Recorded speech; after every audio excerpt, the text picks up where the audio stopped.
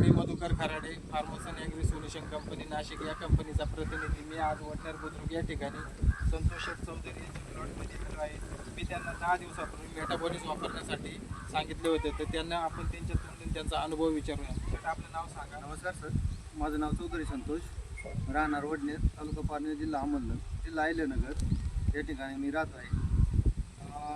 1 जूनला मी हे कोबूची साधारण लागवड केलेली आहे. त्याच्या एक आधी मी ज्या 10 दिवसापूर्वी जे मेटाबॉलिझ दिलं होतं ते वापरल्यानंतर या कोबूची साईज या अशा प्रकारची झालेली आहे. त्याच्या आधी कोबू मग असं थोडं माकुडलेल्या किंवा असा फ्रेश नव्हता भाऊ. हे वापरल्याच्या नंतर खूप असा फ्रेश झाला आणि त्याची वाढ त्याची ग्रोथ चांगल्या प्रकारची जाणून आली. तर आपण जे वापरले आहे त्याचा रिझल्ट चांगल्या प्रकारे आला. तुम्ही याविषयी तुम्ही बाकीच्या शेतकऱ्यांना काय सल्ला द्याल? मी बाकीच्या शेतकऱ्यांना एवढं सांगू शकतो की मी हे वापरले प्रत्यक्ष, त्याचा मला चांगल्या प्रकारचा रिझल्ट आलेला आहे.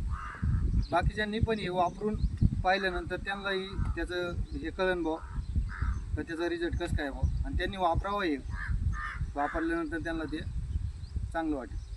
थँक्यू.